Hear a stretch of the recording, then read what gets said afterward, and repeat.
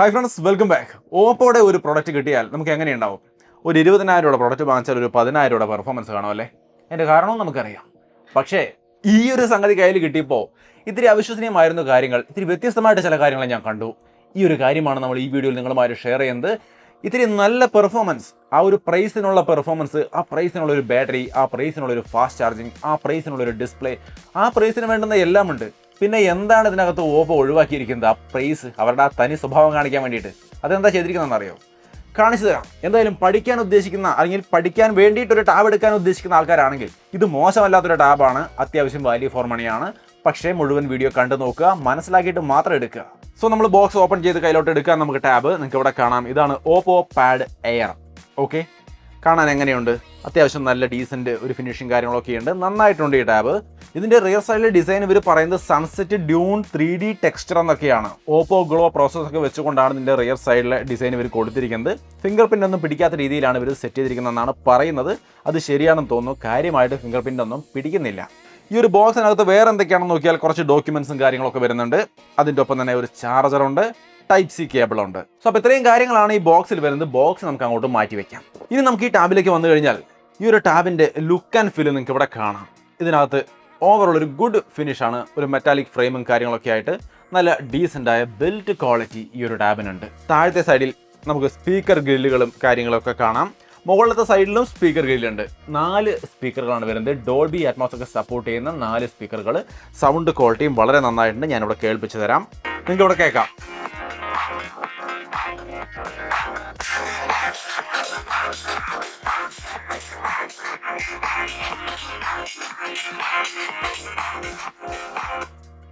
അത്യാവശ്യം നല്ല സൗണ്ട് ക്വാളിറ്റിയാണ്, നല്ല ക്ലാരിറ്റി ഉണ്ട്, ഒരു ഇഷ്യൂസും ഇല്ല. നല്ല രീതിയിൽ നിങ്ങൾക്ക് വീഡിയോസൊക്കെ കാണാനും എൻജോയ് ചെയ്യാനും തീർച്ചയായിട്ടും സാധിക്കും. പിന്നെ ഇതിനിടയ്ക്ക് ഈ വീഡിയോ ഇഷ്ടപ്പെടുകയാണെങ്കിൽ ലൈക്ക് ചെയ്യാനും ഷെയർ ചെയ്യാനും മറക്കണ്ടാട്ടോ. നമ്മുടെ ചാനൽ സബ്സ്ക്രൈബ് ചെയ്തില്ലെങ്കിൽ മറക്കാതെ സബ്സ്ക്രൈബ് ചെയ്ത് വെക്കുക.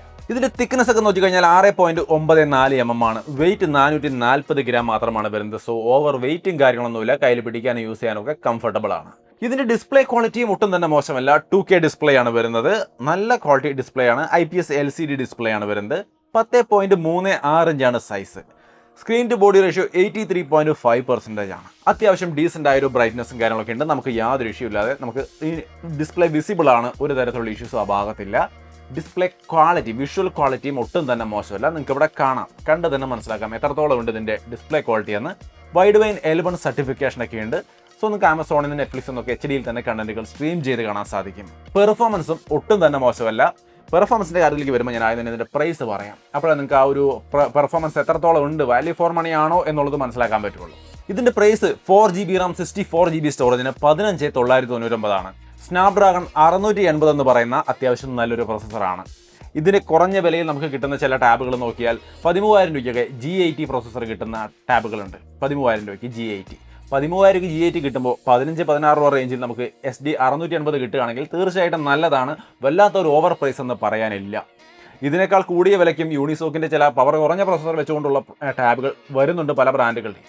അതുകൊണ്ട് തന്നെ ഈ ഒരു ടാബിലേക്ക് നോക്കുമ്പോൾ ഒരു ഓവർ പ്രൈസ് തോന്നുന്നില്ല. മാത്രമല്ല പെർഫോമൻസ് നിങ്ങൾക്ക് ഇവിടെ കാണാം. വളരെ സ്മൂത്താണ്, വേറെ ഇഷ്യൂസ് ഒന്നുമില്ല. ഡീസൻ്റ് ആയിട്ട് നമുക്ക് ഡേ ടു ഡേ കാര്യങ്ങളെല്ലാം ഭംഗിയായിട്ട് ചെയ്യാം. അത്യാവശ്യം സബ്വേ സർഫർ പോലുള്ള ഗെയിമുകളൊക്കെ ആണെങ്കിൽ ഈ കാണുന്ന പോലെ കളിക്കുകയും ചെയ്യാം. LPDDR4 റാമും അതേപോലെ UFS 2.2 സ്റ്റോറേജും കാര്യങ്ങളൊക്കെയാണ് ഇതിനകത്ത് വരുന്നത്.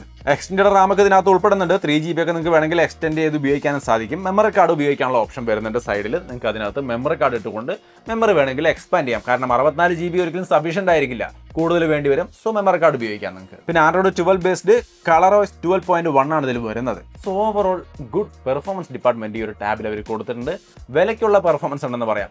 ടാബിൻ്റെ വിലയ്ക്കുള്ള പെർഫോമൻസ് ആണ് പറയുന്നത്. നിങ്ങൾ ഫോണുമായിട്ട് കമ്പയർ ചെയ്തിട്ട് അത്രയില്ലല്ലോ എന്ന് പറയരുത്.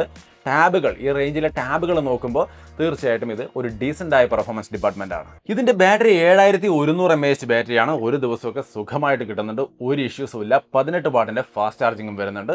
സോ ബാറ്ററി ലൈഫ് പോലുള്ള കാര്യങ്ങളൊക്കെ സെറ്റാണ്, ഒരു പ്രശ്നമില്ല. ഈ റേഞ്ചിലെ വേറെ ഏതൊരു ബ്രാൻഡിൻ്റെ ടാബ് എടുത്ത് നോക്കിയാലും ഇത് തന്നെയാണ് സെറ്റപ്പ്. സോ നല്ലൊരു ബാറ്ററി ആൻഡ് ചാർജിങ് സെറ്റപ്പ് ഈ ഒരു ടാബിൽ വരുന്നുണ്ട്. ഇതിൻ്റെ ക്യാമറ 8 മെഗാപിക്സലിൻ്റെ മെയിൻ ക്യാമറയും 5 മെഗാപിക്സലിൻ്റെ സെൽഫി ക്യാമറയുമാണ്. ഒരു ടാബ് എന്ന് പറയുമ്പോൾ പിന്നെ അത് 15,000 രൂപ റേഞ്ചിൽ ഒരു ടാബ് എടുക്കുമ്പോൾ ഇതിൽ വലിയ ക്യാമറ സെറ്റപ്പ് വെച്ചിട്ട് നമ്മൾ ഇതിൽ വ്ളോഗിംഗ് ഒന്നും ചെയ്യാൻ പോകുന്നില്ല. നോർമലി അത്യാവശ്യം ചില വീഡിയോ കോൾ, കുറച്ച് ചില അത്യാവശ്യ ഘട്ടത്തിൽ വല്ല ഡോക്യുമെൻ്റ് സ്കാനിങ് അങ്ങനെയുള്ള കാര്യങ്ങളെ ചെയ്യാൻ വഴിയുള്ളൂ. എങ്കിലും ക്വാളിറ്റി നിങ്ങൾക്ക് ഇവിടെ കാണാം ഒട്ടും തന്നെ മോശമല്ല. അത്യാവശ്യം ഈ പറഞ്ഞ കാര്യങ്ങൾ ചെയ്യാനുള്ളൊരു ക്വാളിറ്റി തീർച്ചയായിട്ടും ഇതിനുണ്ട്. അത് ഒരു ഫേസ് ക്യാമിൻ്റെ ഒരു വീഡിയോ റെക്കോർഡിംഗ് നിങ്ങൾക്ക് ഇവിടെ കാണാം. ഈ രീതിയിലാണ് ഇതിൻ്റെ വീഡിയോ ക്വാളിറ്റി സെൽഫി ക്യാമറയിൽ വരിക. സോ അത്യാവശ്യം വീഡിയോ കോൾ ചെയ്യാനൊക്കെ ഇതിൻ്റെ ഈ ഒരു ക്യാമറാസ് നമുക്ക് ഉപയോഗിക്കാൻ സാധിക്കുമെന്ന് സാരം. ഇനി ഇതിൽ ഒട്ടനവധി നല്ല യൂസ്ഫുൾ ആയ ഫീച്ചേഴ്സും വരുന്നുണ്ട്. അതായത് ഇപ്പോൾ ഈ മൾട്ടി സ്ക്രീൻ നമുക്കറിയാം, 2 സൈഡിൽ ഓരോ സെപ്പറേറ്റ് ആപ്പുകൾ ഇട്ടിട്ട് യൂസ് ചെയ്യണമെന്നുണ്ടെങ്കിൽ ഒരു സൈഡിൽ യൂട്യൂബും ഒരു സൈഡിൽ ഗൂഗിൾ ക്രോമൊക്കെ ഇട്ട് വർക്ക് ചെയ്യണമെങ്കിൽ ഈസി ആയിട്ട് ഇതുപോലെ നിങ്ങൾക്ക് ജസ്റ്റ് മുകളിൽ നിന്ന് കൈകൊണ്ട് താഴേക്ക് ഒരൊറ്റ വര വരച്ചാൽ 2 വിരൽ കൊണ്ട് ഇങ്ങനെ വരച്ച് കഴിഞ്ഞാൽ ഈസി ആയിട്ട് സ്പ്ലിറ്റായി മാറും. അടുത്ത ആപ്പ് നമുക്ക് ഓപ്പൺ ചെയ്യാം. ഒരു സൈഡിൽ യൂട്യൂബോ അല്ലെങ്കിൽ ഒരു സൈഡിൽ ഗൂഗിൾ ക്രോമോ നമുക്ക് ഇഷ്ടമുള്ള ആപ്പ് ഇട്ടുകൊണ്ട് നൈസായിട്ട് കാണുന്ന പോലെ യൂസ് ചെയ്യാം.